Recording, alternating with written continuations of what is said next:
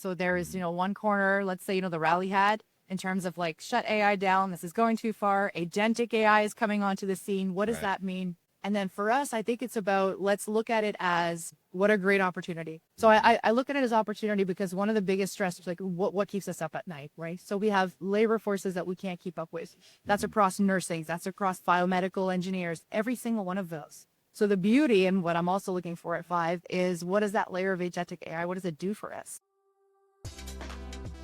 Welcome to Boombostic Health, where we challenge the business of healthcare and explore bold ideas that drive meaningful change. Well, welcome back to another episode of Boombostic Health here in the wild at ViVE 2026 in Los Angeles. I am joined by Nancy Wright, who is a VP with digital platforms at GE Healthcare. We've all heard of GE. It's obviously a brand that stands for a whole lot of different things, but over time, healthcare has become a bigger and bigger dimension of what GE does. And you are focused in on, when you talk about digital platforms, it sounds like interoperability. Absolutely. Yeah. So knowing GE from our legacy perspective and how we work with health systems, as you said, it's an anchor brand. Everybody knows about it. But I would say in the last 10 plus years, systematically, our services organization more specifically has been working across how do we harness data? How do we make sure that we're driving that interoperability across all the different areas of the health system? And uncovering the grays, right? So we want to make sure that your operating teams are working with your clinical teams, are working with your cyber teams, supply chains, and all those various disparate sources that currently exist today. So the services organization comes to bat for that and really looks to drive the platform synergy. Okay, interesting. And has AI impacted what you folks are doing? Yeah, the word AI, I think from a buzz perspective, if we've gotten beyond it. But for us, when I look at AI and what we're doing now, I'll take it at two lenses. So driving interoperability, absolutely. So uncovering those tasks, or uncovering those things that we can action for people. And we really look at it from the lens of helping our labor and our workforces as well. Okay. So AI really made an impact on the scene for clinical flows post-COVID, obviously, and then how we need to help from a clinical perspective. And then when you look at it from a labor shortages and you're looking at it from looking at how our biomedical technical field reps are doing and things like that, AI definitely has the ability to be able to co-locate a lot of those tasks, right? Help with efficiencies, things like that. I think most recently, though, if I were to dig in a little bit more from an AI perspective, is when we co-locate and we're starting to look at the silos with cybersecurity.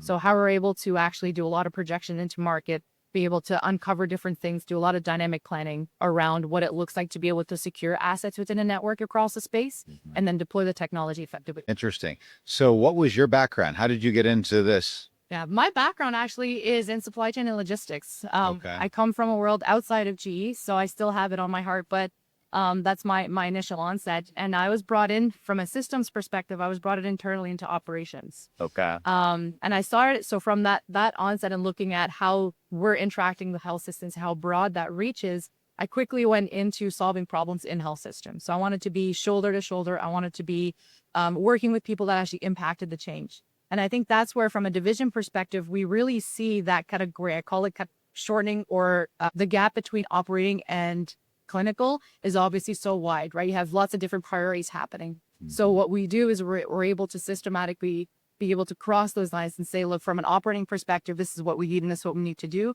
Clinical, you still need to be supported to do those things, but then how do we kind of make that gap shorter? Right. So interesting. Quick change into being more with customers and then solving an enterprise perspective. But operations is where I anchor from.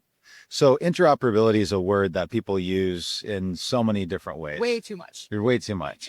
And so, I think it's important to clarify when you're talking about interoperability and the data streams across the system, and there are a few different categories of that work that you described earlier when we were talking that you're now putting under one common umbrella. And so could you enumerate, like, what are the dimensions of this in your GE healthcare world? Absolutely, yeah. So I'll take three just from a very clean scope perspective. So interoperability, if we look at system planning and we look at system access. So all of the data that flows for a health system to be able to say, this is what we have today. If we're going to scope for our community for 3 to 5 years into the future, do we have the right assets? Do we have the right physician mix? Do we have the right nursing mix? So to be able to do that requires a very specific type of data.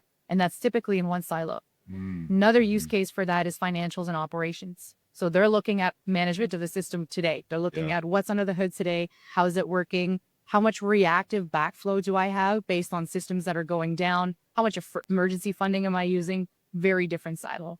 And then the third one that's operating that is growing risk and concern just because of how heavily protected and architected it has to be for its own right is cybersecurity. So you have a cybersecurity full silo or trend that's going on right now. And then just from having to be able to operate and how they need to secure and to work with CIOs and whatnot, but that creates a whole other trend. So interoperability really does mean it's not about changing the guidance or the governance across all these working groups, but it is about making sure that we are co-locating. If you're not co-locating your data, then you're obviously working on business cases and efficiencies that are not necessarily going to align with the other streaks. Now you're creating more disparity. So interoperability under one umbrella is co-locating all those data streams that meets governance requirements so that everybody's building business cases under one platform. So when you say co-locating, are you talking about unifying, like bringing together, or what does that mean? Yeah. So one of the great learnings that we had, because, we're always innovating and you learn sometimes the hard way. So one of my learnings the hard way is you need to let systems run the way that they were built. It is almost impossible now to reverse the effect of what health systems have done in mass commercialization, I would say. So you've got hundreds and hundreds of streams of operating systems that are running and applications that are on, and every department wants to do something different because they want to innovate. We're looking at it from the lens of saying we should not try to reverse that. And if a health system wants to, that's their mission, that's fine. We look at an approach of let's make sure that you have the systems in place to apply a topographic layer. So allow your clinical teams to innovate and continue those things, allow your EMRs to run, all those kinds of great things. But you need that layer that can talk the language of all of these different applications. And that's how you normalize it and working together. So it's not about forcing people to change out of their platforms and reinvesting. Right. It's about making sure that you have that single kind of pane view from the top, but the proper technology that's able to read and to power that. Yeah, and you used the word, I think, harmonizing earlier. I think it was a word you used across all the systems. So specifically in cybersecurity, you're seeing headlines all the time about data breaches, and healthcare is such a prime target.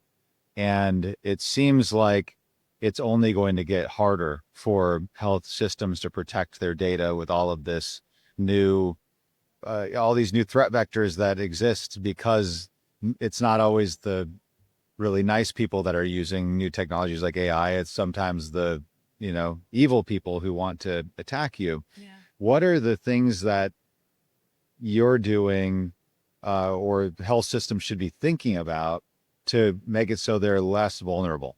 Yeah. So when we work with health systems, and it can be from either filling in some of the gaps and resourcing that they have, or actually providing full kind of cybersecurity architectures. But either way, a very kind of clear plan. Cybersecurity needs to be an investment. And the reason why we say that, it can't just be a line item. It can't be something that is $1 plus to every procurement of asset that I have. And for that, you need to align yourself with a provider that's actually going to be able to do a lot of the bad actor testing ahead of the time.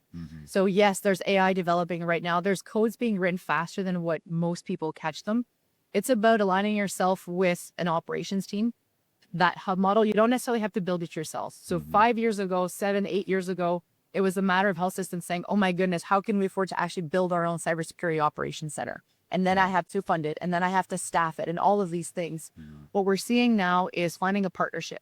So having a partnership with, let's say, a very strong operations center that has the technology and development and that is currently investing. Ask them to have them show you, what does your investment strategy look like in your AI? What are you doing to pace the market? Show me that you're actually driving sessions to be able to plan out and weed out some of these bad actors. Like, what are you doing proactively? Right. So some of it's penetration testing and the walkthroughs to see if you do have vulnerabilities. Are we talking about hardware level as well as software level, or is it mainly all software based? Definitely the IoT space. So anywhere where we're having connectivity points, which is where a lot of so from an education perspective on how far we know cybersecurity health systems have come, there is still that great gap of IoT and what happens at that endpoint connection of those devices. And then what happens when they sit on the networks. So I would say from an investment perspective as well, yes, you want to make sure you're aligning with an operations center from a partnership perspective. Have them drive that for you. Have them drive all the bad actors, the testing, all the hypothesis, and then show that as an outcome. The second one to that is everything now is connected. So as much innovation as we want, and we're bringing in new technology, and we want health systems to do that to improve their patient care. But when it comes to what we think is not digitally connected, is absolutely connected. Right. So it's a bit of it's a mindset shift, right? You almost start with just assume that it is. Assume that Everything's something is connected. going to have the data feed. Assume that it is going to become an endpoint, so that your team can then proactively work with your operations center to say, look, we're going to be bringing this in 2026. This is what it looks like. What do we need to do to be ready? Right. And then drive your partner that you selected. So if you don't have to build it in-house, that's fine. But drive your partner and say, can you test this screen? This is the new equipment that we have coming in right now. What do you see? What should we be doing? So reverse the script a little bit. Instead of being very reactive in how things are being done from a cybersecurity perspective, you're almost kind of making it the ripe environment for vulnerability. Right. So we're saying take a pause, go proactively, look at what you're doing for 2026, 2027. And let's say you're going to change out a monitoring fleet.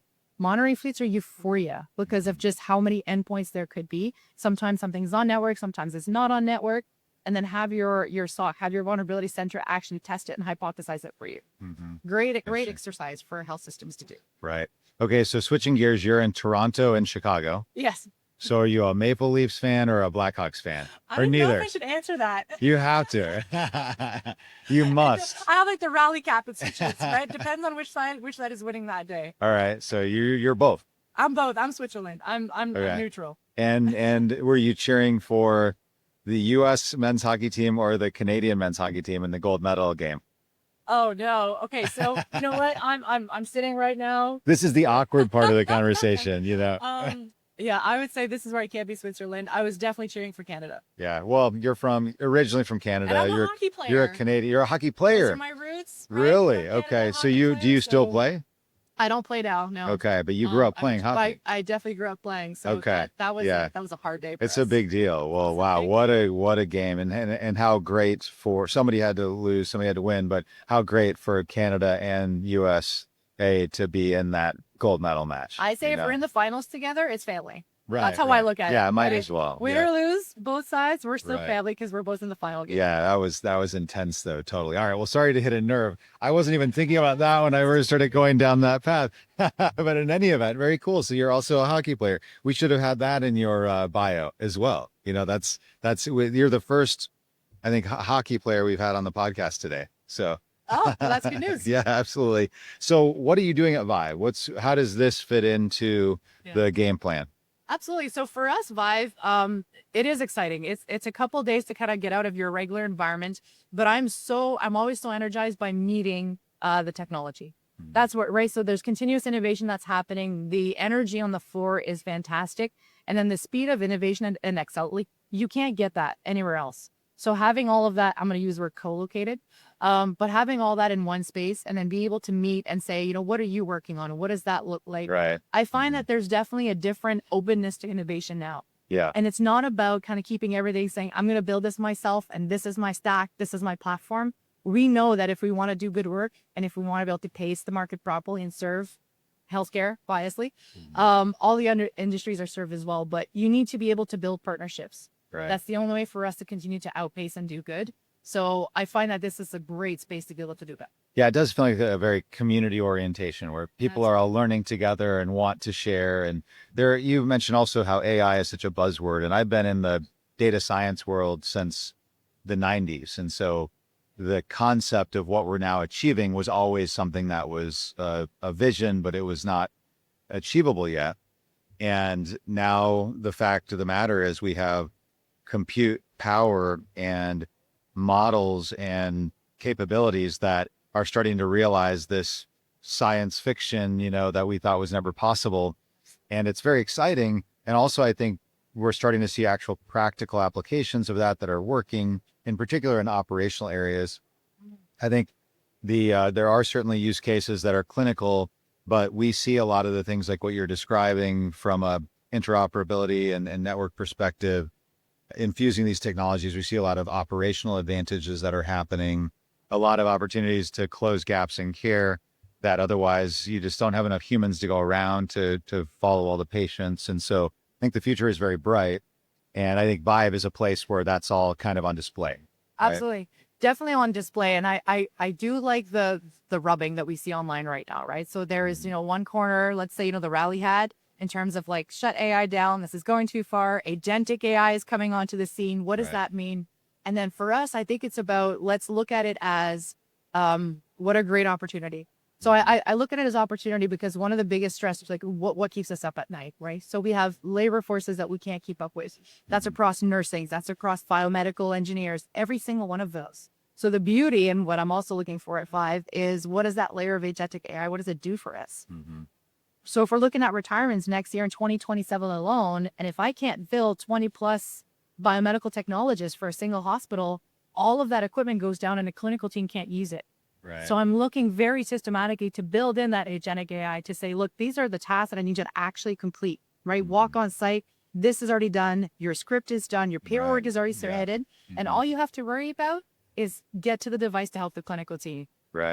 Like that's the beauty of it. So I really do challenge people's bias that way. Yes, in one area it's pacing fast and what we don't know sometimes scares us. And on the other side, I think if we bring forward real use cases in terms of like, this is why we're building it. And this is why if we don't do this, we're going to have a much bigger impact. So I'm excited about this. Well, the need for what you're describing is just exploding. And I'm not surprised to hear that an innovator like GE Healthcare is right in the center of this big shift and also supporting the kind of data infrastructure that's needed to not only be useful, but also be secure. So keep up the great work. Thank you. And really nice meeting you. Thanks for joining us for Boombostic Health here at ViVE. Absolutely. It's been a pleasure. Thank you. Thanks, everybody. We will see you at the next episode.